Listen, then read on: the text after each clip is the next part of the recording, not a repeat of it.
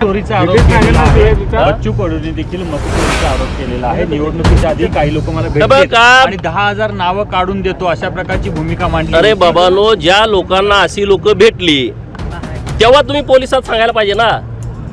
आता शरद पवारांना 2 माणसं येऊन भेटली, मग तेव्हाच तुम्ही सांगायचं नाही लोकशाहीच्या विरोधात आहे, हा देशद्रोह आहे, की मताची काहीतरी आम्ही अफरातफर करून तुम्हाला निवडून देतो, हे संविधानाच्या विरोधात आहे. शरद पवारांसारखा ज्येष्ठ नेता, त्यांच्याकडे अशी 2 लोक येत आहेत की तुम्हाला 160 आम्ही आमदार निवडून आणून देतो.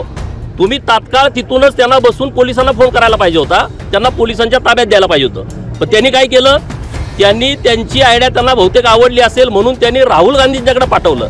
हा गुन्हा आहे ना. ते 2 आहेत आणि तुम्ही तिसरे. त्या दोघांनी तुम्हाला सांगितलं की मी मतामध्ये फेरफार करून 160 आणतो. ही आयडिया तुम्हाला आवडल्याशिवाय तुम्ही राहुल गांधींच्याकडे पाठवणार नाही ना. म्हणजे जे 2 मतामध्ये फेरफार करतो म्हणणारे तुम्ही तिसरे, तुम्ही त्यांना समर्थन देताय ना.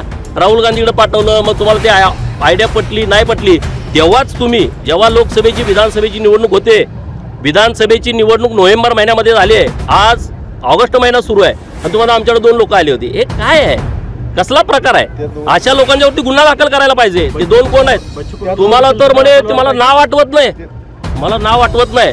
आता सभेतनं ह्या गावातला तो टोपीवाला त्याचं नाव, मग तुम्ही लगेच सगळे साहेबांना एवढं आठवतंय, साहेबांना ते आठवतंय. मी त्या गावात त्यांच्या घरी जेवलो 40 वर्ष. हे साहेबांची स्मरणशक्ती काय खतरनाक आहे. आपल्याच मीडियामध्ये येते ना. आता यूट्यूबवरती टाका, साहेबांना प्रत्येक कार्यकर्ता नावानिशी ओळखतात. कधी 40 वर्षापूर्वीचा 50. मग आता साहेबाला 2 माणसं सरकार तुमचं आणून देतो म्हणणारी लोक कोण आठवत नसतील का? पण बच्चू कडून तो अरे कुणी जरी आरोप केला करायला पाहिजे ना. ह्या प्रकरणामध्ये माझी भूमिका आहे. माझ्याकडे समजा 9 महिन्यापूर्वी 2 माणसं आली आणि म्हटले मताची फेरफार करतो आणि मी जर तक्रार नाही दिली, मी पण गुन्हेगार आहे ना. म्हणजे तुम्हाला ती गोष्ट आवडली, तुम्ही त्या सगळ्या प्रक्रियेमध्ये सामील आहे. आपल्याला काय होतं, एखादं चोरीचं प्रकरण झालं, ज्यानं प्रत्यक्षात चोरी केली त्याच्यावर पण आपण गुन्हा दाखल करतो, ज्यांनी चोरी करताना मदत केली त्याच्यावरती गुन्हा दाखल करतो. 2 माणसाला राहुल गांधीकडे नेणं हा गुन्हाच आहे ना. तुम्हाला ते तुमचं डील झालं नसेल, तुमचं दरात ठरलं नसेल, कोण लोक असतील त्यांना सांगा, पकडा, आत टाका ना. देशाच्या विरोधामधलं हे प्रकरण आहे, हे कृत्य आहे. आणि जर तुम्ही संविधान मानत असाल तर त्याच दिवशी तुम्ही तक्रार द्यायला पाहिजे. राहुल गांधीचे सगळे आरोप निवडणूक आयोगाने फेटाळणारच की हो निवडणूक आयोग. आता आम्ही बोललो का परत म्हणताय, तुम्ही का बोलताय निवडणूक आयोगाच्या बाजूनं? निवडणूक आयोगाचे तुम्ही काय प्रवक्ते आहात का? निवडणुकीची प्रक्रिया आहे ना. निवडणुकीच्या प्रक्रियेमध्ये निवडणूक आयोगाने 2-4 वेळा प्रेस कॉन्फरन्स घेऊन सांगितलं की हे EVM हॅक होत नाही. आता शरद पवारांचं म्हणणं EVM हॅक होते. मग बारामतीमध्ये माळेगावचा सहकारी साखर कारखान्याची निवडणूक बॅलेटवरती झाली, ह्यांना 200च मतं पडली. मग कुठं काय झालं सांगा तुम्ही. ह्याच्यावरती तुम्ही जरा करा ना, ती कुठं आकडे पडले, काय पडले, किती उमेदवार पडले. हे शरद पवारांचं पॅनेल होतं, त्यांना एकूण मतं 200 पडलेले आहेत बॅलेटवरती. मग आता तिथं का नाही तुमचं आलं? आता आमचं काय भाजपचं तिथं पॅनेल आहे का? नाही पॅनेल. तुमच्या पुतण्याचं होतं, तुमचं होतं, अन्य कुणाचं असेल.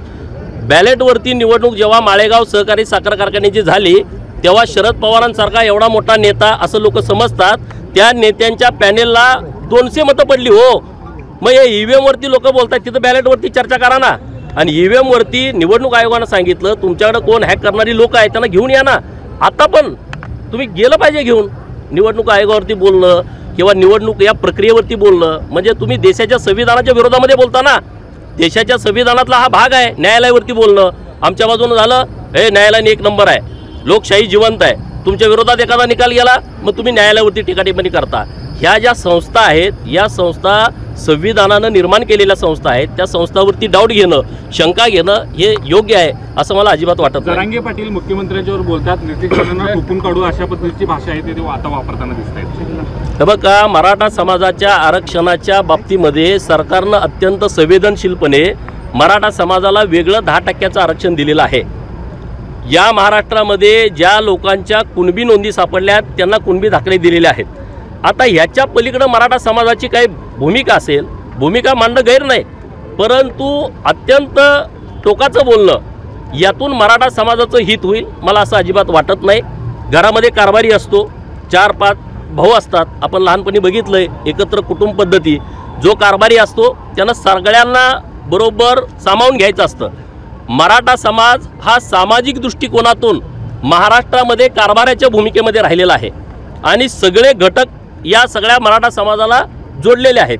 त्यामध्ये विभागणी करणं अशा पद्धतीचं कृत्य कोणी करत असेल तर कृपया त्यांनी ते करू नये. ईश्वरपूरमध्ये एक कार्यक्रम झाला ज्यामध्ये पवार यांनी टीका केली की भाजपमध्ये आता काही बेंटेक्स आलेला आहे आणि त्या बेंटेक्सला आवरण्याची गरज आहे. तुमच्याच वरिष्ठांकडे कुठे तक्रार करायचा प्रयत्न झाला.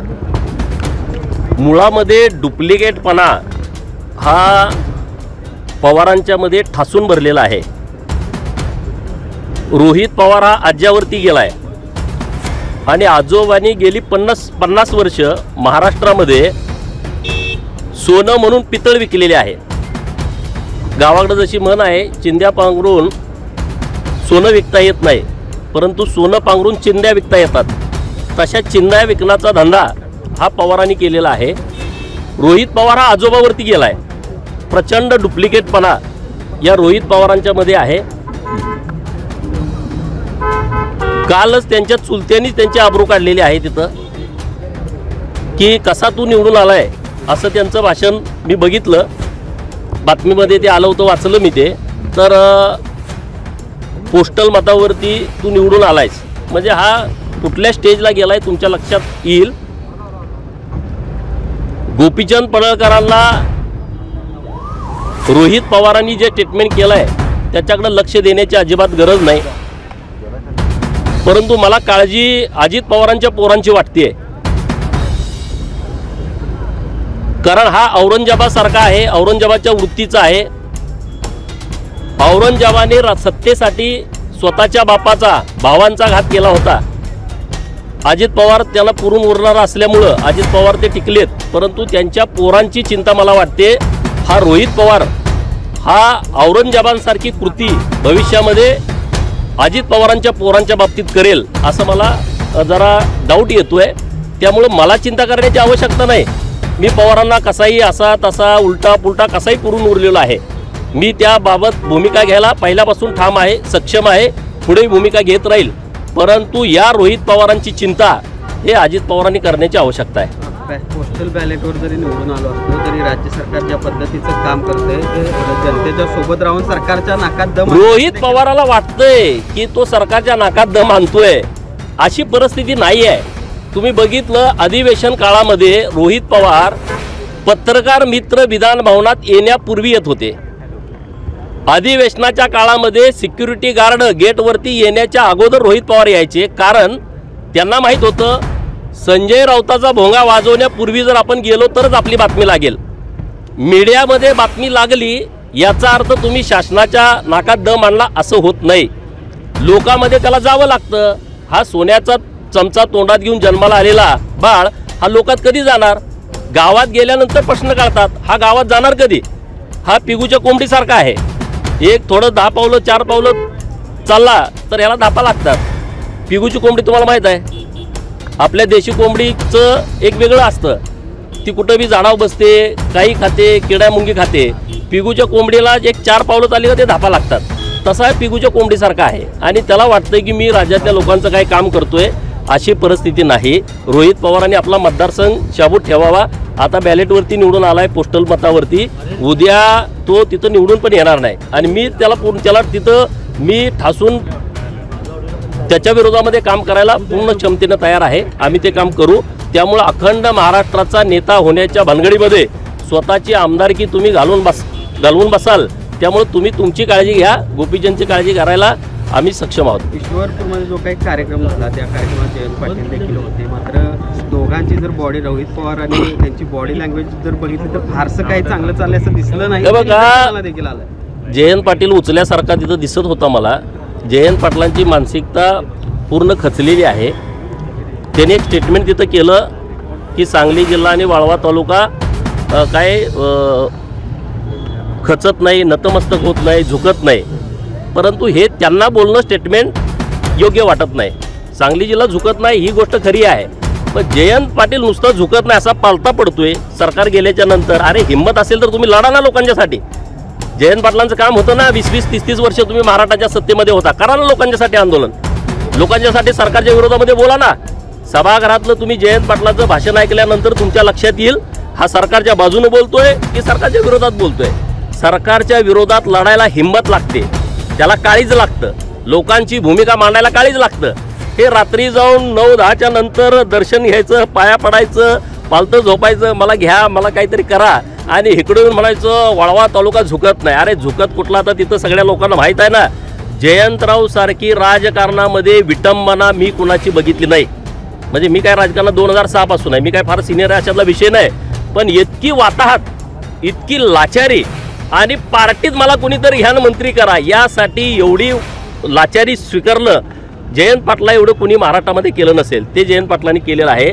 त्यामुळे ते जे बोलणं त्यांचं आहे, मी असं आहे, मी तसं आहे. आणि जयंतरावमध्ये आणि रोहितमध्ये तर वाद असणार, कारण रोहितला नंबर 1चा लीडर व्हायचा आहे.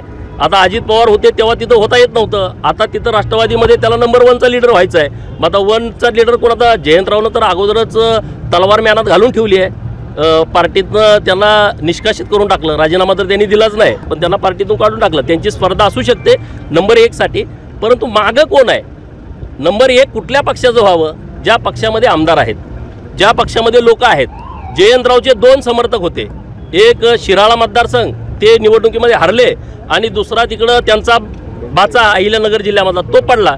2 समर्थक होते, ते गेले. आता ते स्वयंभू एकटे आहेत, ते पण 10,000-11,000 मतांनी निवडून आलेले आहेत. त्यामुळे जयंतरावची कुठली ताकद, कुठली क्षमता लोकांच्यामध्ये राहिली नाही. परंतु वर जरा लोकांना वाटतं की जयंतराव कुणीतरी मोठा माणूस आहे, तशी परिस्थिती नाही.